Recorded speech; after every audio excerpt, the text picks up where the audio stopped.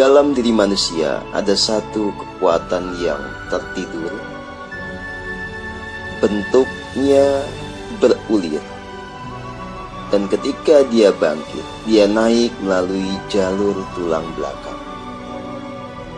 Dia naik dari kawasan sekitar tulang ekor hingga nanti mencapai ubun-ubun atau yang dikenal juga sebagai cakra mahkota. Naiknya energi inilah yang disebut sebagai Kundalini Rising atau kebangkitan Kundalini.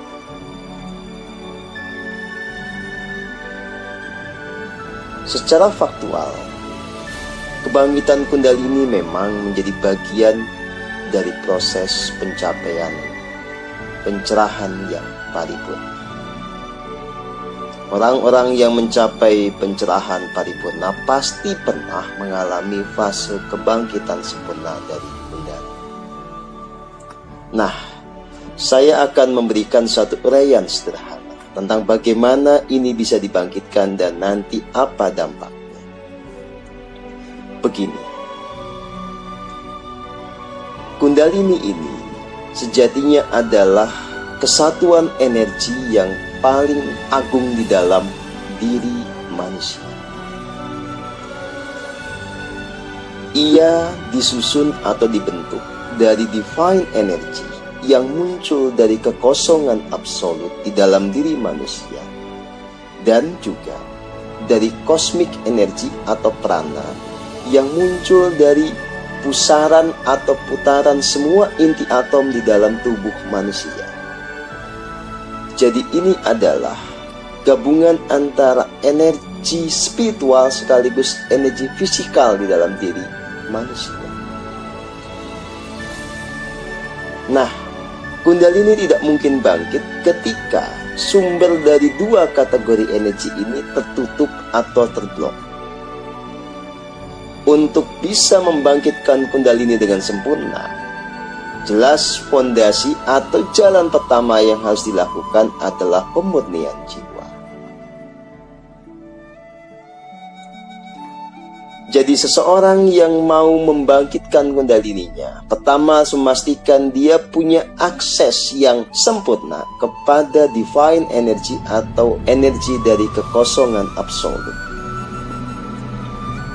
Dan ini hanya terjadi kalau seseorang itu jernih secara emosi, jernih secara persepsi, jernih secara energi, jernih pula secara karma. Maka tidak mungkin seseorang mengalami kebangkitan Kundalini jika dia masih punya emosi destruktif di dalam dirinya, seperti kebencian, iri hati, dan seterusnya. Tidak mungkin juga dia mengalami kebangkitan Kundalini kalau masih ada luka batin, baik di pikiran sadarnya, pikiran bawah sadarnya, maupun di dalam pikiran tak sadar. Tidak mungkin juga seseorang mengalami kebangkitan Kundalini kalau dia masih punya banyak jejak dosa di dalam dirinya akibat tindakan yang tidak selaras.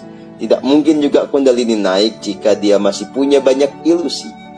Dan juga tidak mungkin Kundalini mengalami kebangkitan sempurna kalau seseorang itu masih punya banyak parasit energi di dalam dirinya. Kalau dia masih terhubung dan berkolaborasi dengan makhluk-makhluk atau keberadaan dari dimensi rendah, dimensi 1, dimensi 2, dan seterusnya. Hanya di dalam kemurnian jiwa inilah divine energy bisa tumbuh sempurna di dalam diri.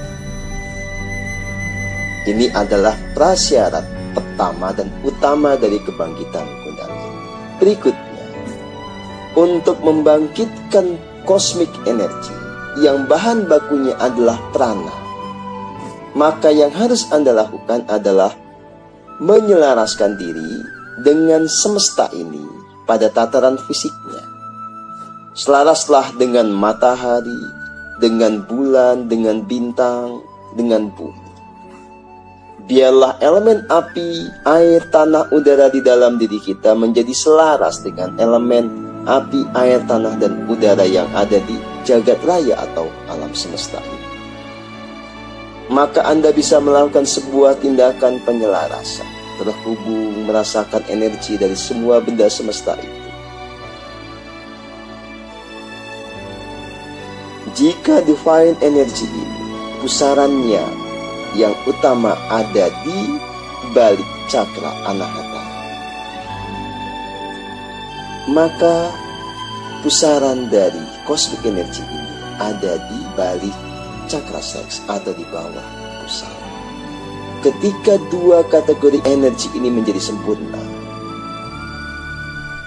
mereka akan menyatu dan kemudian akan menciptakan ledakan yang mendorong energi di tulang ekor kita itu yang disebut juga sebagai sakrum atau cakra muladhara itu naik ke atas. Nah, ketika dia bergerak ke atas tanpa halangan, maka dia akan sampai kepada cakra mahkota. Lalu apa dampak dari kebangkitan Kundalini? Jika disederhanakan, kebangkitan Kundalini akan membuat kita memiliki 7 kualitas keilahian atau ketuhanan. Yang pertama adalah kebangkitan Kundalini memastikan kita punya kasih murni dan kebahagiaan sejati. Itu terjadi karena aktivasi sempurna dari cakra Anahata atau cakra jantung. Yang kedua, seseorang yang bangkit Kundalininya akan punya keberlimpahan akibat keselarasan dengan bumi ini, dengan sang ibu bumi, yang itu terkait dengan aktivasi sempurna cakra dasar. Yang ketiga, dia juga akan punya kemampuan daya cipta yang tinggi. Dia akan menjadi pembuat mahakarya terkait dengan aktivasi sempurna dari cakra seks. Seseorang yang bangkit Kundalininya juga itu akan punya keselarasan kehendak dengan semesta. Kehendak semesta akan menjadi kehendaknya. Dia melampaui yang namanya pikiran-pikiran dan kemauan egoistik. Dia hanya bergerak mengikuti apa yang merupakan rancangan agung dari sang pemberi hidup. Ini tentang harmoni yang itu terkait dengan cakra solar plexus. Berikutnya, seseorang yang bangkit Kundalininya pasti punya kemampuan sabda, sabdomandi, sabdodari.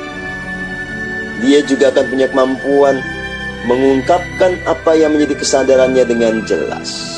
Ini kaitannya dengan aktivasi cakra tenggorokan.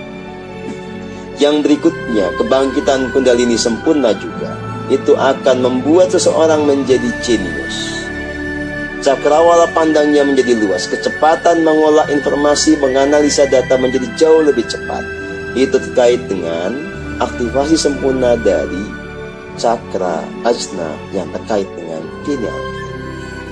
Dan berikutnya, puncaknya, kebangkitan Kundalini memastikan seseorang punya kecerdasan kosmik. Laksana satu personal komputer, dia akan terhubung selaras seutuhnya dengan pusat komputasi jagat raya. Jadi kebangkitan Kundalini ini akan membuka cakra mahkota selebar-lebarnya, lalu menciptakan apa yang disebut sebagai antahkarana. Antahkarana ini adalah jalur penghubung dengan langit, dengan pusat kebijaksanaan tertinggi di jagat raya. Maka mereka yang punya kebijaksanaan seperti ini tentu saja akan bisa menjalani hidup dalam keselarasan dan keagungan. Dia akan menerima limpahan pengetahuan tanpa batas dari sumbernya. Nah, karena itulah Kundalini menjadi sesuatu yang cukup krusial, cukup penting di dalam perkembangan spiritual seseorang. Selamat menghayati pedaran saya kali ini. Selamat renung.